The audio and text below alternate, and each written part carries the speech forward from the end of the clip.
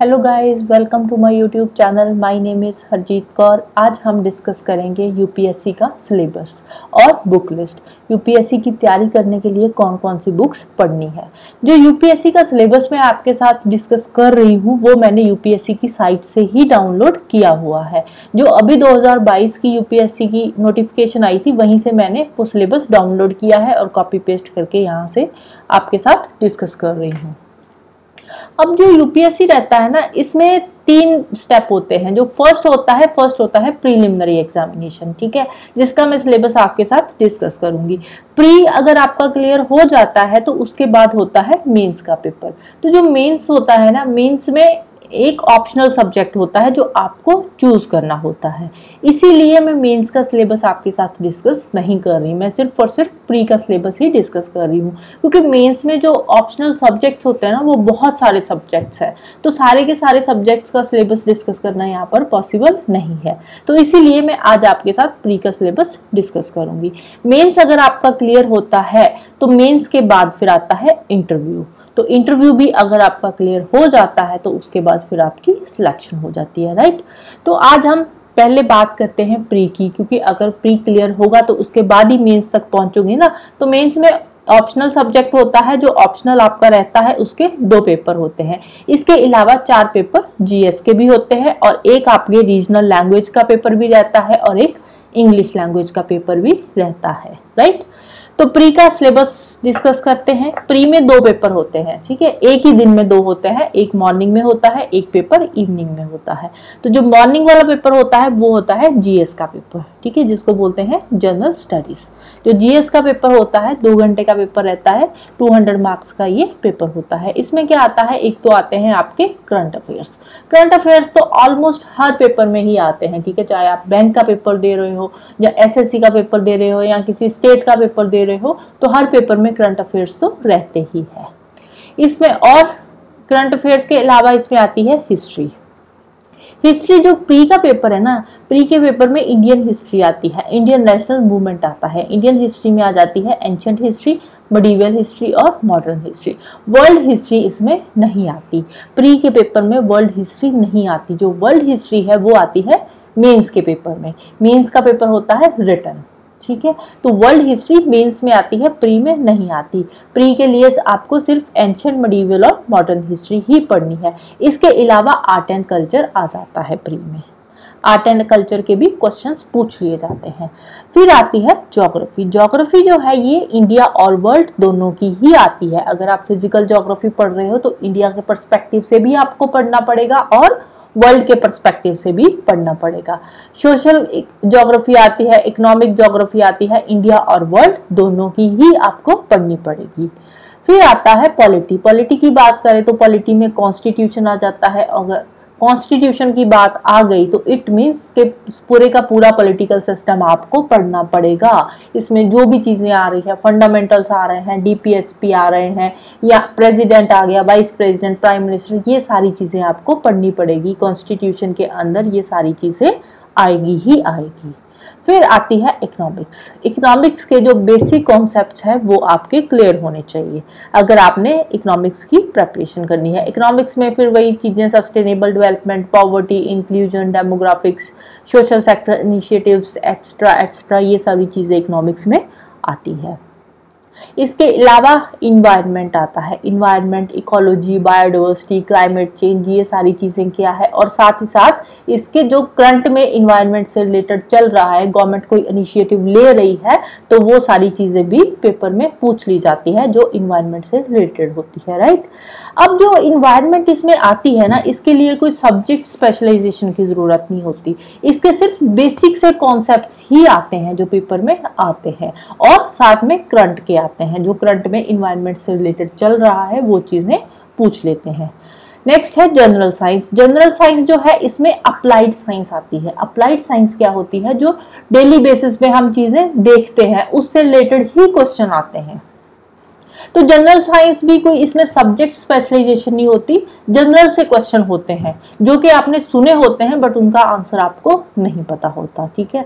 Like जैसे आपको कई बार पूछ लेते हैं कि जो बल्ब होता है उसमें कौन सी गैस होती है। बल्ब हर घर में होता है, ठीक है, बट उसमें कौन सी गैस होती है ये आपको नहीं पता होगा, ठीक है। तो ऐसे जनरल से क्वेश्चन हमारे जो आसपास चीजें हो रही है उनसे रिलेटेड ही क्वेश्चन साइंस के पूछे जाते हैं। इसमें कोई सब्जेक्ट स्पेशलाइजेशन की जरूरत साइंस में भी नहीं होती। फिर आता है पेपर 2। पेपर 2 भी 2 घंटे का होता है और ये होता है सीसैट का। सीसैट का मतलब क्या होता है? Civil services aptitude test. इसमें क्या पूछा जाता है? कॉम्प्रीहेंशन। कॉम्प्रीहेंशन क्या होता है? एक पैराग्राफ दिया होगा और उससे रिलेटेड 2-3 क्वेश्चन दिए होंगे। अब इसमें जो कॉम्प्रीहेंशन पूछते हैं ना वो इतना इजी नहीं होता, बहुत टफ होता है। जो यूजली जो इसमें पैराग्राफ देते हैं ना वो इकोनॉमिक्स से रिलेटेड दे देते हैं। अब इकोनॉमिक्स का पैराग्राफ पढ़कर समझना बहुत मुश्किल हो जाता है और ऊपर से जो क्वेश्चन पूछते हैं वो भी टफ होते हैं, like inference of the passage, central idea of the passage. तो इस टाइप के क्वेश्चन इसमें पूछे जाते हैं, कोई भी सीधे क्वेश्चन इसमें नहीं पूछे जाते।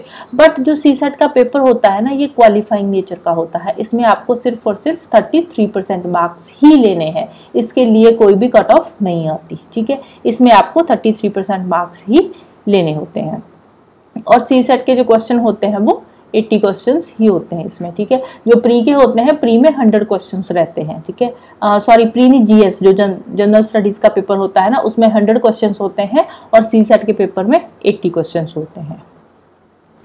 कॉम्प्रीहेंशन के अलावा इंटरपर्सनल स्किल्स जिसमें कम्युनिकेशन स्किल्स भी पूछ ली जाती है, लॉजिकल रीजनिंग आती है, एनालिटिकल एबिलिटी, डिसीजन मेकिंग के क्वेश्चन, प्रॉब्लम सॉल्विंग से related question, general mental ability के क्वेश्चंस आ जाते हैं या फिर बेसिक न्यूमरेसी के क्वेश्चन आ जाते हैं जिसमें नंबर सिस्टम आ गया या फिर ऑर्डर्स ऑफ मैग्नीट्यूड। बट ये सारे जो बेसिक न्यूमरेसी के क्वेश्चंस आते हैं ना ये 10th लेवल के ही आते हैं। डाटा इंटरप्रिटेशन में जो आता है, चार्ट्स दे दिए, ग्राफ दे दिया, टेबल दे दिया या डाटा सफिशिएंसी के क्वेश्चंस, ये सारे क्वेश्चंस 10th लेवल तक के ही आते हैं, उससे ज्यादा टफ पेपर नहीं आता। 10th लेवल तक का ही पेपर होता है सारा का सारा, राइट। तो इससे ज्यादा नहीं होता। अब बात करते हैं बुक लिस्ट की कि कौन कौन सी बुक्स पढ़नी है यूपीएससी के लिए। सबसे पहले बात करते हैं हिस्ट्री की। हिस्ट्री में आती है 4 चीजें, एक तो होती है ancient history, medieval history, modern history and art and culture. अब हिस्ट्री के लिए एनसीईआरटी तो कंपलसरी है ही है। अगर आप यूपीएससी की प्रेपरेशन कर रहे हो तो हिस्ट्री की एनसीईआरटी पढ़ना मस्ट है। एनसीईआरटी के बिना यूपीएससी क्लियर करना मुश्किल है, ठीक है। तो ये मत सोचना कि एनसीईआरटी में क्या होता है, छोटी मोटी चीजें तो होती है, इसको पढ़ के ऐसे टाइम वेस्ट ही होता है, ऐसा कुछ नहीं है। एनसीईआरटी जितनी ज्यादा अच्छे से पढ़ोगे उतना आपका पेपर क्लियर होने के चांसेस बढ़ेंगे। तो इसीलिए एनसीईआरटी मस्ट है। हिस्ट्री की एनसीईआरटी आपको पढ़नी पड़ेगी 6 से लेकर 12th तक की, ठीक है। 6 से लेकर 12th तक की एनसीईआरटी हिस्ट्री की आपको करनी ही पड़ेगी और वो भी अच्छे से करनी पड़ेगी, ठीक है। अब प्री के लिए 9th 10th की छोड़ सकते हो क्योंकि उसमें वर्ल्ड हिस्ट्री दे रखी है, ठीक है। जो वर्ल्ड हिस्ट्री वाला पार्ट है उसको आप प्री के लिए स्किप कर सकते हो, बट बाकी जो एंशिएंट, मिडिवल, मॉडर्न हिस्ट्री वाला पार्ट है उसको आपको अच्छे से पढ़ना ही पड़ेगा। एंशिएंट हिस्ट्री के लिए एनसीईआरटी तो पढ़नी ही है, इसके अलावा आप आर.एस. शर्मा की बुक फॉलो कर सकते हो एंशिएंट हिस्ट्री के लिए। एनसीईआरटी से आपके बेसिक कॉन्सेप्ट्स क्लियर हो जाएंगे और उससे आगे करने के लिए आपको आर.एस. शर्मा सफिशिएंट बुक है। मिडिवल के लिए अगेन एनसीईआरटी तो इम्पोर्टेंट है ही, साथ में आप सतीश चंद्रा की बुक को फॉलो कर सकते हो मिडिवल हिस्ट्री के सारे कॉन्सेप्ट्स कवर अप करने के लिए। मॉडर्न हिस्ट्री के लिए अगेन एनसीईआरटी तो है ही है, साथ में एक स्पेक्ट्रम की बुक आती है मॉडर्न हिस्ट्री की, राजीव आहिर की है, तो उसको आप फॉलो कर सकते हो, बेस्ट बुक है, ठीक है। तो उससे आप मॉडर्न हिस्ट्री अपनी कवर अप कर सकते हो। इसके अलावा आर्ट एंड कल्चर आ गया। Art and culture 11th class की एक बुक है, an introduction to Indian art उसका नाम है, तो आप उस बुक को फॉलो कर सकते हो। उसके आई थिंक 7-8 चैप्टर्स कुछ हैं उसमें, तो वो सारे चैप्टर्स इंपॉर्टेंट है एग्जाम पॉइंट ऑफ व्यू से, तो आप उसको भी फॉलो कर सकते हो। इसके अलावा आर्ट एंड कल्चर की एक स्पेक्ट्रम की बुक भी आती है, तो उसको भी आप चाहो तो पढ़ सकते हो, बट वो बहुत ज़्यादा लंबा चौड़ा हो जाता है, उसको पढ़ना मुश्किल है थोड़ी। मुझे तो वो बुक थोड़ी टफ लगी थी इसलिए मैंने तो स्किप करी थी, बट आर्ट एंड कल्चर की अदरवाइज आप चाहते हो तो आप पढ़ सकते हो। अदरवाइज 11th क्लास की बुक भी सफिशिएंट है आर्ट एंड कल्चर के लिए, राइट। अब इसके अलावा जो यूपीएससी का एग्जाम अगर आप क्लियर करना चाहते हो तो उसके लिए इम्पोर्टेंट है रिवीजन, ठीक है, बार बार रिवीजन करना। जो बुक्स है उसको आप लिमिटेड रखो और उनको बार बार पढ़ते रहो, रिवाइज करते रहो, डेली बेसिस पर रिवीजन करते रहो। कुछ ना कुछ आप अपना जो डेली का शेड्यूल बनाते हो ना, उसमें अगर आप सोच रहे हो कि मैंने 10 घंटे पढ़ना है, अगर 10 आवर की स्टडी आप सोच रहे हो, तो आउट ऑफ दिस 10 आवर आप रख लो कि 2 आवर्स जो है वो आपने रिवीजन करनी ही करनी है। 2 घंटे रिवीजन को लगाने हैं, 8 घंटे जो नया सिलेबस है उसको कवर करना है, ठीक है। अगर आप यूपीएससी को क्लियर करना चाहते हो तो रिवीजन उसके लिए मस्ट है। जो भी स्टूडेंट यूपीएससी क्लियर नहीं कर पाते, उनका मेन जो कारण होता है वो यही होता है कि वो रिवाइज नहीं करते चीजों को, क्योंकि यूपीएससी क्लियर करने के लिए बार बार चीजें रिवाइज करनी पड़ती है। ऐसे नहीं है कि मैंने 2 बार कर लिया, 3 बार कर लिया, 5 बार कर लिया, 10 बार कर लिया, अब और नहीं पढ़ना।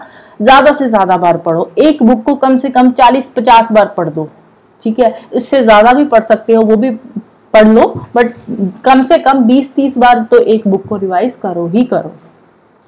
फिर नेक्स्ट बात आती है ज्योग्राफी की। ज्योग्राफी के लिए एनसीईआरटी पढ़नी है 6 से लेकर 12th तक की। प्री के लिए वैसे सफिशिएंट है अगर आप एनसीईआरटी भी कर लो, इससे ज़्यादा पढ़ने की ज़रूरत नहीं है, ठीक है। इसके अलावा क्लाइमेटोलॉजी का पार्ट करने के लिए आप जीसी लियोंग बुक फॉलो कर सकते हो। जीसी लियोंग बुक में जो क्लाइमेट का पार्ट है ना, बहुत अच्छे से दे रखा है। पूरी की पूरी जीसी लियोंग बुक पढ़ने का फायदा नहीं है, बस क्लाइमेट वाले जो उसमें चैप्टर्स दे रखे हैं, लास्ट के हैं आई थिंक 5-6 चैप्टर्स होंगे, तो वो इम्पोर्टेंट इसमें हो जाते हैं। प्री के लिए इतना सफिशिएंट है। मेंस के लिए आप फिजिकल ज्योग्राफी के लिए सविंदर सिंह की बुक फॉलो कर सकते हो, या फिर इंडियन ज्योग्राफी के लिए माजिद हुसैन की, ठीक है। ये दोनों बुक्स भी फॉलो कर सकते हो। इसके अलावा एक खुल्लर की बुक भी आती है फिजिकल ज्योग्राफी की, इंडियन ज्योग्राफी की, उस बुक को भी फॉलो कर सकते हो, बट एक बुक को फॉलो करना, ठीक है। या तो इनकी फिजिकल ज्योग्राफी के लिए एक बुक फॉलो करो, या सविंदर सिंह की, या खुल्लर की, या माजिद हुसैन की, ठीक है। एक ही बुक को फॉलो करना। ऐसे नहीं है कि फिजिकल ज्योग्राफी आप सविंदर सिंह से भी कर रहे हो, माजिद हुसैन से भी कर रहे हो, खुल्लर से भी कर रहे हो, ऐसा कुछ नहीं है। कॉन्सेप्ट सेम ही है हर बुक में, ठीक है। तो इसीलिए एक ही राइटर की बुक फॉलो करना, राइट। फिर नेक्स्ट आता है इंडियन पॉलिटी। इंडियन पॉलिटी के लिए आप एम लक्ष्मीकांत की बुक फॉलो कर सकते हो, मोर देन सफिशिएंट। इसके आगे कुछ भी पढ़ने की जरूरत नहीं है, प्री के लिए भी और मेंस के लिए भी। इवन कि आप एनसीईआरटी भी स्किप कर सकते हो पॉलिटी के लिए एनसीईआरटी इतनी ज़्यादा इंपॉर्टेंट नहीं है। हाँ, अगर चाहते हो तो पढ़ भी सकते हो, but M Laxmikanth best book है, ठीक है। इसको बार बार पढ़ो, रिवाइज करो, 1 बार 2 बार 5 10 15 20 40 50 बार पढ़ दो, ठीक है। तो जो इंडियन पॉलिटी के जितने भी क्वेश्चंस आते हैं वो एम लक्ष्मीकांत के बाहर नहीं आते। अगर आपने लक्ष्मीकांत की बुक अच्छे से करी है तो पॉलिटी का कोई भी क्वेश्चन आपसे इस बुक के बाहर नहीं आएगा, राइट। फिर नेक्स्ट आता है इकोनॉमिक्स। इकोनॉमिक्स के लिए आप रमेश सिंह की बुक फॉलो कर सकते हो। इसके अलावा और भी मार्केट में बहुत सारी बुक्स आती है इकोनॉमी की, उनमें से भी कोई एक बुक फॉलो कर सकते हो, बट इकोनॉमी के लिए सिर्फ और सिर्फ एक ही बुक फॉलो करना, ठीक है। ज्यादा बुक्स फॉलो मत करना, सिर्फ एक बुक फॉलो करना, सिर्फ और सिर्फ अपने कॉन्सेप्ट्स क्लियर करने के लिए। इसके अलावा करंट अफेयर हो गया, बजट और इकोनॉमिक सर्वे, ये इंपॉर्टेंट है, ठीक है। इनमें से क्वेश्चन पूछ लिए जाते हैं प्री में भी और मेंस में भी। और इकोनॉमी में सिर्फ एक बुक को फॉलो करना है। इसके अलावा एनसीईआरटी चाहते हो तो फॉलो कर सकते हो, 9th 10th 11th 12th की। जो 11th 12th की एनसीईआरटी है काफ़ी अच्छी है, तो उसको भी आप फॉलो कर सकते हो। फिर आता है इन्वायरमेंट का सेक्शन। इन्वायरमेंट के लिए एक शंकर आईएएस की बुक आती है, अच्छी बुक है, आप उसको फॉलो कर सकते हो। इन्वायरमेंट का पार्ट आपका वहां से क्लियर हो जाएगा, जितने भी कंसेप्चुअल पार्ट होगा। इसके अलावा एनसीईआरटी साइंस की एनसीईआरटी में भी कुछ चैप्टर्स है इन्वायरमेंट के, और ज्योग्राफी की एनसीईआरटी में भी है, आप वहां से भी इसको कवर अप साथ में कर सकते हो, ठीक है। तो इन्वायरमेंट के लिए भी अगेन एक ही बुक फॉलो करना इसके कॉन्सेप्ट क्लियर करने के लिए। इसके अलावा करंट में इन्वायरमेंट से रिलेटेड क्या चल रहा है, कोई गवर्नमेंट कुछ इनिशिएटिव ले रही है, तो वो चीज़ें भी इंपॉर्टेंट हो जाती है। अब नेक्स्ट अगर हम साइंस की बात करें तो साइंस के लिए एनसीईआरटी मोर देन सफिशिएंट है from 6th to 10th class, ठीक है। 10th से आगे एनसीईआरटी पढ़ने की ज़रूरत नहीं है। 6 से लेकर 10th तक आपके सारे कॉन्सेप्ट कवर हो जाएंगे साइंस के, राइट। साइंस एंड टेक की बात करें तो साइंस एंड टेक के लिए करंट अफेयर्स बहुत है, करंट अफेयर्स कर लिए, इससे अलावा साइंस एंड टेक से कोई भी क्वेश्चन नहीं आता, right. So this is all. ये रहा यूपीएससी का सिलेबस और कंप्लीट बुक लिस्ट। इसके अलावा ज़्यादा पढ़ने की ज़रूरत नहीं है। यूपीएससी क्लियर करने के लिए सिर्फ और सिर्फ एक ही मंत्र है, वो क्या है, रिवाइज। ठीक है, रिवीजन करते रहो करते रहो करते रहो, बार बार रिवीजन करो, 5 10 20 30 40 50 अनगिनत बार रिवीजन करो, तो यूपीएससी डेफिनेटली आपका क्लियर हो जाएगा। राइट, तो थैंक यू, बाय बाय।